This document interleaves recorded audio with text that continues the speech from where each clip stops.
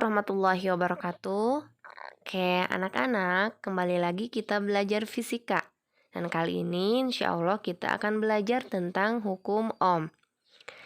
Hukum Ohm ditemukan oleh ilmuwan Jerman sesuai dengan namanya Georg Simon Ohm yang hidup sekitar tahun 1787 sampai 1854. Nah, bunyi hukum Ohm sendiri kurang lebih kuat arus yang mengalir dalam suatu rangkaian listrik akan berbanding lurus dengan tegangan pada ujung-ujung kawat penghantar dan berbanding terbalik dengan hambatan pada rangkaian tersebut. Jadi, hukum Ohm tersebut dapat kita gunakan untuk menghitung 3 besaran, yaitu arus listrik, tegangan listrik, dan hambatan listrik. Anak-anak, hukum Ohm telah digunakan secara luas dalam rangkaian elektronika. Hukum Ohm juga merupakan hukum dasar pada rangkaian listrik. Dengan menggunakan hukum Ohm, kita tidak hanya dapat menghitung, tapi juga dapat memperkecil arus, memperkecil tegangan pada rangkaian, dan bisa memperoleh nilai resistansi atau hambatan yang diperlukan. Sekarang kita akan membahas persamaan dari hukum Ohm. Ada beberapa simbol yang digunakan untuk merumuskan hukum Ohm. Ya, ada V besar itu untuk tegangan, satuannya volt. Ada I besar itu untuk kuat arus, satuannya ampere. Dan ada R besar itu untuk hambatan atau beban, satuannya ohm. Nah, dengan mengacu bunyi hukum Ohm yang tadi, bahwa arus sebanding dengan tegangan dan berbanding terbalik dengan hambatan, maka kita bisa mencari rumus tegangan atau V itu dengan mengkalikan arus dengan hambatan. Jadi, V sama dengan I kali R. Nah, dari rumus itu baru kita bisa turunkan. Kalau misalkan yang dicarinya I, maka rumusnya menjadi V per R.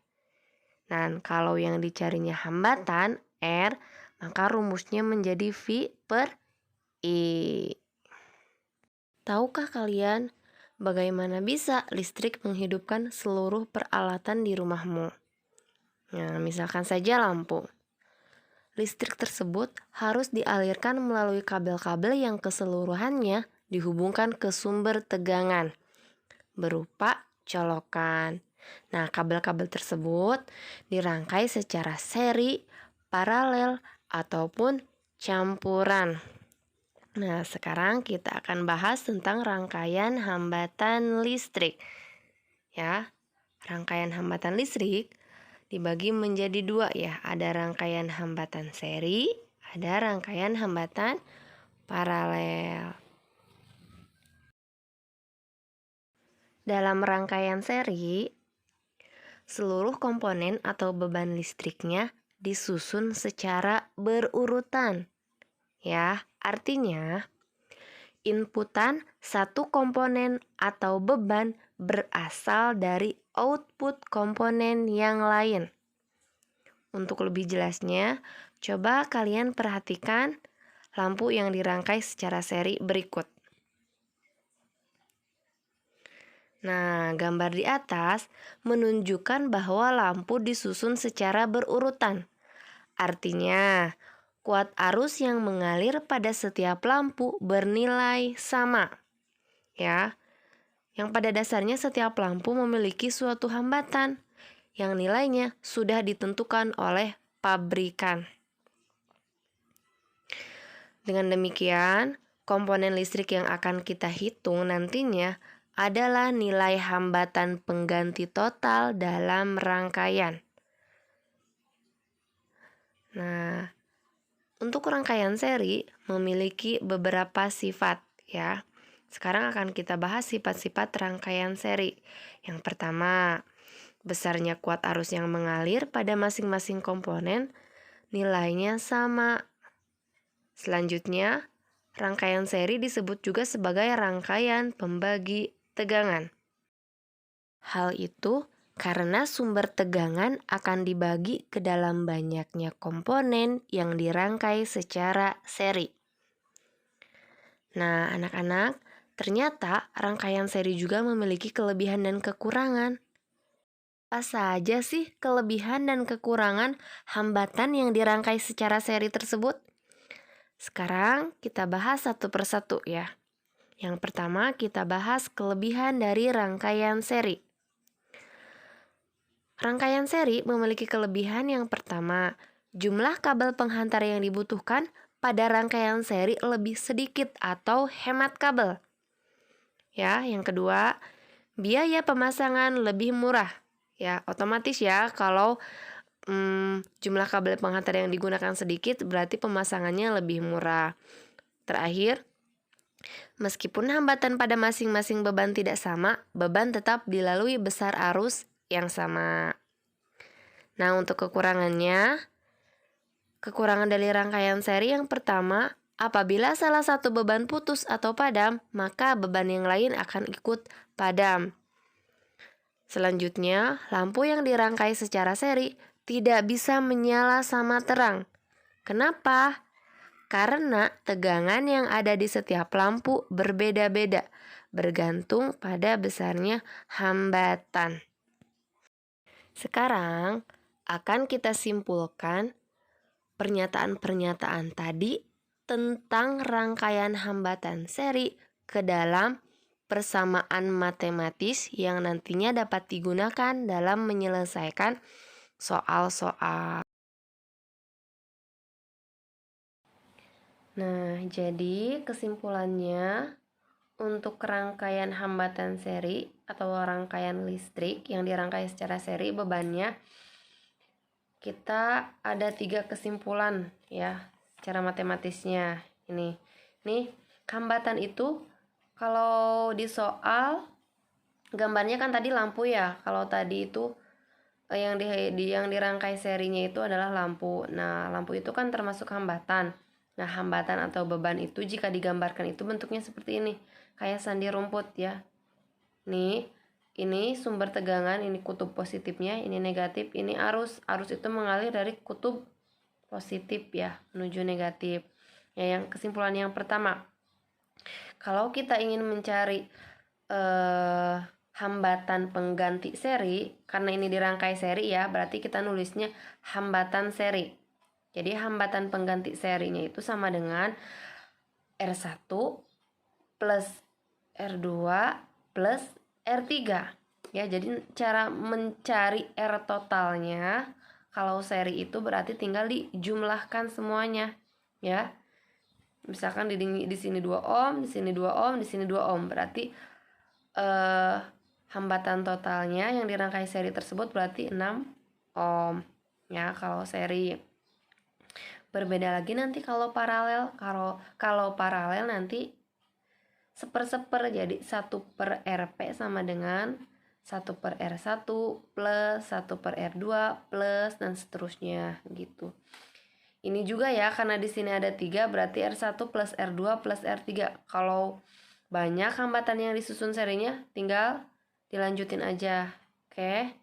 Nah, bagaimana totalnya? Seperti yang sudah dipaparkan tadi, kalau yang namanya rangkaian hambatan seri itu arus yang mengalir di setiap beban itu nilainya sama. Maka secara matematis I totalnya sama dengan I1 sama dengan I2 sama dengan I3. Jadi arus yang mengalir di sini itu akan sama dengan di sini, di sini, di sini. Ya, I-nya sama. Nah, bagaimana dengan tegangannya? Untuk tegangannya berbeda-beda tergantung dengan hambatan masing-masing ya. Jadi jumlah tegangan totalnya sama dengan V1 plus V2 plus V3. Jadi nanti kalau misalkan tegangan di sini, tegangan R1 plus R2 plus R3-nya harus sama dengan tegangan total yang di sini. Oke. Nah, untuk keterangannya bisa dilihat R itu hambatan ya. Kalau RS itu hambatan total pengganti seri. Kalau hambatan total pengganti paralel berarti nanti RP ya. Hambatan itu satuannya ohm, terus ada arus. Satuannya ampere dan tegangan ya, atau beda potensial satuannya volt. Langsung ke contoh soal, penerapan dalam soal. Misalkan ada sebuah rangkaian listrik ya. Ada R1, R2, R3 dengan nilai R1 2 ohm, R2 3 ohm, R3 5 ohm ya, dirangkai secara seri. V totalnya diketahui 24 volt ya. Tentukanlah besar arus yang mengalir dalam rangkaian. Maksudnya ini I totalnya ya, berarti berapa I totalnya? Kita kembali ke rumus hukum ohm ya. Hukum ohm itu V sama dengan I kali E. Jadi kalau misalkan mau mencari I berarti P per R ya. Namun langkah pertama kita harus mencari rangkaian hambatan totalnya dulu ya. Karena ini seri berarti RS, R total seri ya. Bagaimana dijumlahkan kalau seri ya? R total serinya sama dengan R1 plus R2 plus R3. Masukkan 2 plus 3 plus 5, hasilnya 10 ohm. Nah, sekarang kita mencari arus totalnya. Ya, tadi kan udah disebutkan bahwa V sama dengan I kali R. Ya. Oke, jadi kalau mau mencari I berarti P per R. Oke. Masukkan V totalnya ini. V totalnya 24 volt ya. 24 volt ya. Dan hambatan totalnya udah dicari barusan 10 ohm. Tinggal masukkan 24 bagi 10, 2,4 ampere. Ya, ini soalnya gampang sekali. Nah, gimana kalau misalkan soalnya Ibu tambah? Ya, kalau misalkan berapa besar arus dan tegangan pada masing-masing hambatan. Jadi, nah, berapa sih arus dan tegangan di masing-masing di sini? Di hambatan 1, hambatan 2, hambatan 3 arus dan tegangannya berapa? Ya, caranya seperti ini ya. Kalau rangkaian seri ya, yang ini nih. Ya, rangkaian seri I-nya sama, V-nya yang berbeda. Berarti kalau I-nya sama, berarti tadi kan udah dapat I totalnya ya. Berarti I1, I2, I3-nya juga sama segitu nilainya. Maka arusnya ya, tuh ingat rangkaian seri itu I-nya sama. Maka I1, I2, I3 sama dengan I total. Jadi 2,4 ampere. Jadi arus yang mengalir di sini, dan di sini besarnya sama, 2,4 ampere. Sekarang yang tegangannya, berapakah tegangan pada masing-masing hambatan? Untuk tegangan kita cari satu persatu ya. Kalau mau rumusnya masih pakai rumus hukum ohm, V sama dengan I kali R. Kalau kita mau mencari tegangan 1, berarti I-nya masukkan I total, R-nya masukkan R1. Ya, yang ini. Nih. Ya, V totalnya P di R1-nya sama dengan, kita cari V1 sama dengan masukkan I-nya I1 kali R1. I1-nya kan 2,4 ya, sama semuanya. R1-nya itu 2 ohm. Tinggal dikalikan dapat 4,8 volt. Selanjutnya sama, mencari V2 sama dengan I2 kali R2. I2 sama ya. Sama aja, I-nya kan semuanya 2,4, R2-nya berapa? 3. Berarti hasilnya 7,2 volt. Nah, V3 sama dengan I3 kali R3. I-nya sama ya, 2,4, R-nya 5. Yang 3 itu hambatan 3. Maka hasilnya 12 volt ya. Volt ini bukan volt, salah nulis.